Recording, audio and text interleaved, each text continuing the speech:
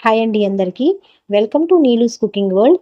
ఈరోజు వీడియోలో మా గుంటూరులో స్పెషల్గా చేసుకునే కాకరకాయ కారాన్ని ఎలా చేయాలో చూపించబోతున్నాను. కాకరకాయ అంటే ఇష్టం లేని వాళ్ళు కూడా చాలా ఇష్టంగా అడిగి మరీ వేయించుకొని తింటారు. చాలా బాగుంటుంది. డెఫినెట్గా ట్రై చేయవలసిన రెసిపీ. ఈ కాకరకాయల్లో వేసే కారం దీనికి స్పెషల్ టేస్ట్ ఇస్తుంది. అయితే ఇంగ్రీడియంట్స్ అన్నీ మిస్ చేయకుండా కరెక్ట్ టైంలో వేసి చేసుకోండి. చేదు కూడా అస్సలు తగలదు.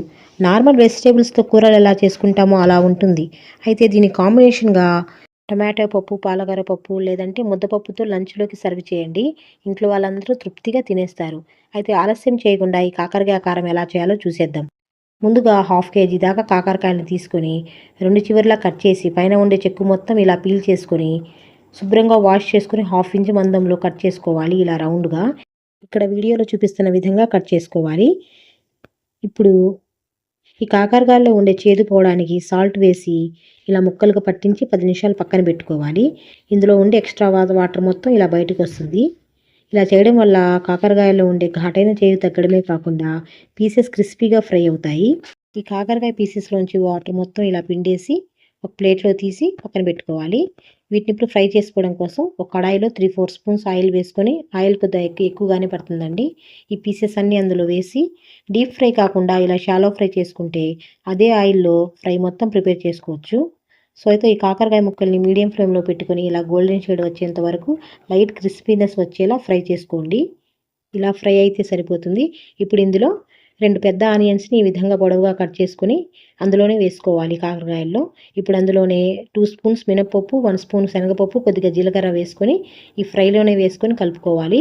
వేరువేరుగా కాకుండా ఇందులోనే ఒకేసారి మొత్తం కలిపేసి ఫ్రై చేసుకుంటే ఫ్రై అనేది చాలా చాలా బాగుంటుంది. ఒకసారి ట్రై చేసి చూడండి. ఇలా ఈ విధంగా కొంచెం ఫ్రై అయిన తర్వాత అప్పుడు అందులోనే ఒక టమాటోని ఈ విధంగా కట్ చేసి అందులో వేసుకోవాలి.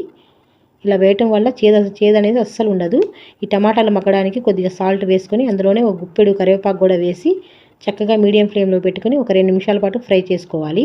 ఇలా మధ్య మధ్యలో చూసుకుంటూ ఫ్రై చేసుకుంటూ కలుపుకుంటూ ఉండాలి. పీస్ అనేది ఈ విధంగా క్రిస్పీగా అయ్యేంత వరకు ఫ్రై చేసుకుంటే సరిపోతుంది. ఇప్పుడు ఇందులో వేసుకునే కారం కోసం ఒక 1/2 కప్పు ఎండు కొబ్బరిని తీసుకొని ఇలా పీసెస్లో కట్ చేసి చిన్న మిక్సీ జార్లో వేసి ఈ విధంగా బ్లెండ్ చేసుకోవాలి. ఇప్పుడు అందులోనే ఇంకొక 1/2 కప్పు కంటే తక్కువ పల్లీలు వేసుకోవాలి. ఇది వేయటం వల్ల చాలా కమ్మగా ఉంటుంది. ఈ విధంగా మిక్సీ పట్టుకొని కోర్సుగా ఇప్పుడు ఇందులో మీ టేస్ట్కి సరిపడా ఉప్పు, కారం అనేది వేసుకోవాలి. ఇప్పుడు ఇందులో కారం అనేది కొంచెం ఎక్కువ వేసుకుంటే బాగుంటుంది. ఇక్కడ నేను సాంబార్ కారం అనేది వేసుకొని ఇందులోనే ఒక వెల్లుల్లిపాయ మొత్తం గడ్డని మొత్తం ఉల్చుకొని వేసుకోవాలి.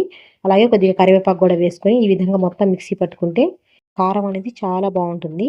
ఈ కారం వేయడం వల్లే కాకరకాయ కారం అనేది టేస్ట్ అనేది చాలా చాలా బాగుంటుంది. అస్సలు చేదనేది ఉండదు. కమ్మగా ఒక కర్రీ తిన్న ఫీలింగే వస్తుంది. ఇప్పుడు ఈ కారాన్ని ఫ్రై చేసుకున్న కాకరకాయ ముక్కల్లో వేసుకొని చక్కగా కలిసే విధంగా ఒక 2-3 మినిట్స్ పాటు మీడియం ఫ్లేమ్లో పెట్టుకొని ఫ్రై చేసుకోవాలి. నేను ఇక్కడ మిక్సీ పట్టుకున్న కారం మొత్తం వేసాను. కరెక్ట్గా సరిపోయింది. ఇలా ఈ విధంగా మొత్తం వేసి చక్కగా కలిసే విధంగా కలుపుకోవాలి. ఇలా 1 నిమిషం పాటు మీడియం ఫ్లేమ్లో పెట్టుకొని ఈ ఫ్రైని ఇలా కలుపుకుంటూ ఫ్రై చేసుకుంటూ ఉంటే మన కాకరకాయ ఫ్రై అనేది రెడీ అయిపోతుంది.